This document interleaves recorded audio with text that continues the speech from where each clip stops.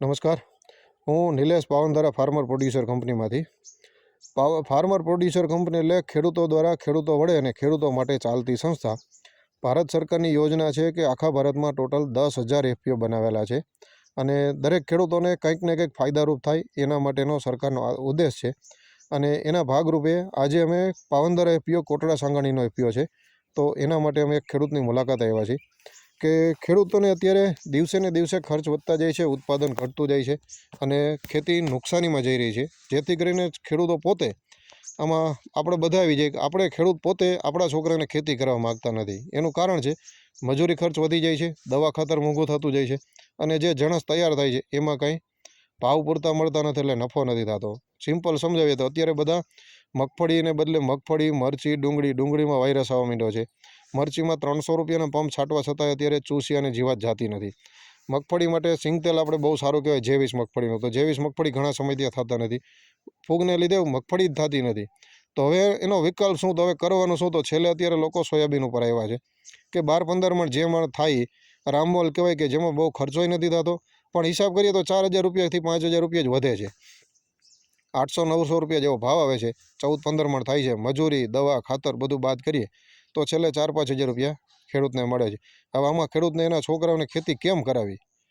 વાત મૂડી છે તો આજે સરકારે જે કઈ યોજના બનાવી છે કે ખેડૂતોને કંઈક ફાયદારૂપ થાય, એના માટે અમે એવા સફળ ખેડૂતોની ધ્યાનમાં રાખી છે અને એની એવી મુલાકાત કરી છે કે એનું અપનાવી અને આપણને કંઈક ફાયદો થાય.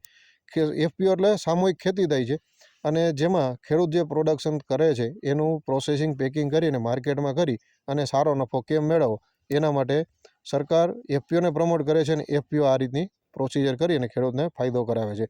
તો આજે આપણે એક એવા સફળ ખેડૂતની મુલાકાતે આવ્યા છે કે જેને પાસે આપણે સાંભળીએ કે એમને ખર્ચ કેટલો થાય છે, ખેતીમાં નફો કેવો થાય છે અને ઉત્પાદન સરેરાશ કેટલું લે છે. અને આવું જો આપણે દરેક ખેડૂતોને થતું હોય તો ખેતી નફાકારક થાય કે કેમ, તો ખેડૂતના મુખ્યથી જ આપણે સાંભળીએ.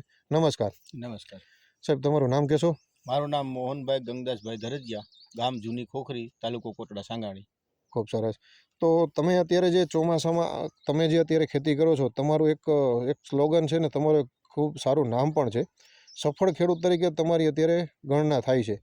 તો તમે આ કઈ રીતે તમારી એક બ્રાન્ડ બનાવી છે અને તમને લોકો સફળ ખેડૂત કહે છે તો એ કઈ રીતે? તો તમારી જે સફળ ગાથા છે એ આપણે આ વિડીયો જે કંઈ ખેડૂત જોવે છે તો એને આપણે માહિતી પૂરી પાડીએ કે ભાઈ ખેતીમાં કઈ રીતે સફળ થઈ શકાય. તો મને તમે કહેશો કે અત્યારે તમે છેલ્લા 10 વર્ષથી કઈ રીત પદ્ધતિથી ખેતી કરો છો? હું પ્રાકૃતિક ખેતી, ગાય આધારિત ખેતી કહેવાય, જેને ઝીરો બજેટ ખેતી કહેવાય, એ ખેતી સાથે છેલ્લા 10 વર્ષથી જોડાયેલો છું. બરાબર, કંઈ વાંધો નહીં. તો તમે અત્યારે કેટલા વીઘા ખેતી કરો છો? મારી પાસે કુલ ઘરની જમીન 4.5 વીઘા જમીન. ઓકે, આ 4.5 વીઘામાંથી તમે અત્યારે આ વર્ષે કેટલું ઉત્પાદન લીધું છે? મેં અત્યાર સુધીમાં 3.5 લાખ રૂપિયાનું ઉત્પાદન લીધેલું છે. ચોમાસું પાકમાં 4.5 વીઘામાંથી 3.5 લાખ રૂપિયા. સાહેબ, વાત ગળે ઉતરતી નથી. હકીકત હોઈ શકે ખરું? હોઈ શકે. તમે 3.5 લાખનું ઉત્પાદન લીધું છે. બરાબર. હવે આ 3.5 લાખનું ઉત્પાદન લેવા માટે તમે ખર્ચ કેટલો કર્યો છે? ખર્ચ છે ને સાહેબ, તો 1500 રૂપિયાનો અત્યાર સુધીમાં ખર્ચ થઈ ગયો. એટલે વીઘા દીઠ કે ટોટલ? વીઘા દીઠ નહીં, ટોટલ ખર્ચ અત્યાર સુધીનો 1500 રૂપિયાના ખર્ચામાં 3.5 લાખનું ઉત્પાદન. હા સાહેબ, વાત બિયારણનો ખર્ચો તો તમને લાગે એવો અમને લાગે છે. બિયારણ તો બધાને લાગવાનું છે. ટૂંકમાં જે તમે સારવાર કરો છો કે દવા ખાતરનો ખર્ચો, તો દવા ખાતરના ખર્ચામાં 1500 રૂપિયામાં તમે 3.5 લાખનું ઉત્પાદન લીધું છે. તો મિત્રો, આપણે જોઈ શકીએ છીએ કે આવા નજીવા ખર્ચમાં જો આવું ઉત્પાદન થતું હોય તો વિચારો કે આપણે કેટલી ખેતીમાં કેટલા ખર્ચ કરીએ છીએ, શું ઉત્પાદન થાય છે. તો આ તમે જે ઉત્પાદન લીધું છે, તો અત્યારે આપણે ખેતી માટે પુષ્કળ ખાતર, અત્યારે ડીએપી બધી મંડળીમાં પુષ્કળ વેચાય છે અને આપણે વાપરીએ છીએ. તો દવાને ખાતર વાપરતા હોય તો એને શું ફેરફાર કરવો જોઈએ તો તમારા જેવી ખેતી નફાકારક કરી શકે? ખરેખર ઓર્ગેનિકમાં આવવું જોઈએ. 100% ઓર્ગેનિક કરી શકાય? હા, 100%. પણ સાહેબ, અત્યારે તાલુકાના આપણે જે લોકોને મળીએ છીએ એમાં મોટા ભાગના ખેડૂતો વડીલ છે, વૃદ્ધો છે, 55 વર્ષ પછીના ઉંમરના છે. તો એમાં કહેવાય છે કે ઓર્ગેનિક ખેતીમાં મહેનત ખૂબ થાય છે. તો શું મહેનત થાય છે?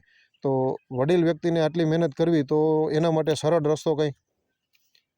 સરળ રસ્તો તેનામાં છે કે ભાગ્ય રાખતા હોય અને જો ભાગ્ય કરે તો સરળ રસ્તો બને. તો એવું થઈ શકે કે દવાનો આપણે જે ઝેરી દવા અને ખાતર છે એને ઓછું કરીએ અને આમાં ઓર્ગેનિકને થોડુંક મિક્સ કરીએ તો બેયને ભેગું કરીને થઈ શકે ખરું? ચાલે ચાલે ચાલે. તો એનાથી શું ફરક પડશે ખર્ચમાં કે ઉત્પાદનમાં? ઉત્પાદનમાં તો વધારો થશે, ઉત્પાદનમાં વધારો થાય એની સાથે દવાનો ખર્ચો ઘટશે. બરાબર.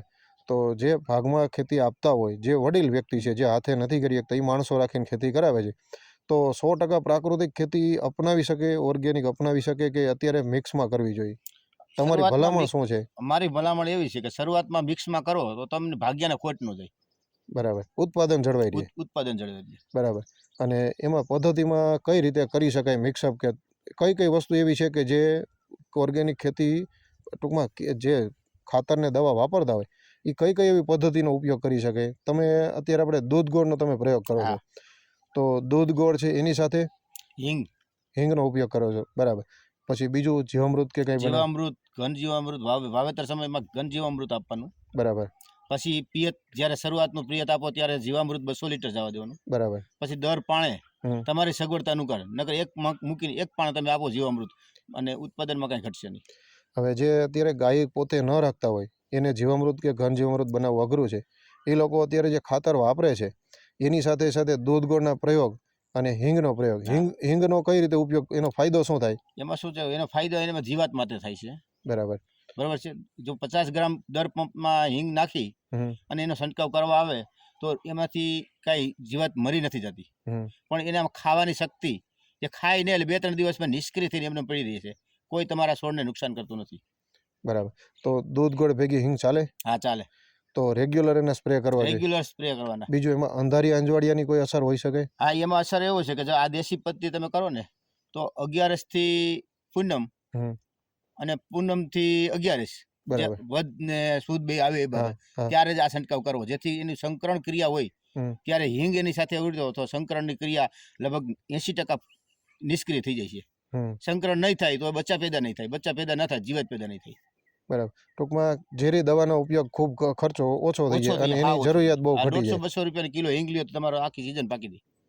150-200 રૂપિયામાં આખી સિઝન પાકી જાય. ઓકે. તો આપણે એનો અત્યારે મોલ પણ જોઈ શકીએ છીએ કે સાહેબ અને મેથી મિક્સ પાક પદ્ધતિમાં વાવેલું છે. આપણે પાંદડા જોઈ છે તો એ મેથામાં આટલા મોટા પાંદડા બહુ અઘરા છે. આમાં કોઈ કેમિકલ ફર્ટિલાઇઝર કે કંઈ નહીં? કોઈ જાતનું નહીં. અને 14 તારીખે વાવેતર છે. મિશ્ર પદ્ધતિ છે કે જેમાં પારે મૂળા અને અત્યારે હાલમાં મેથી જોઈ શકાય છે.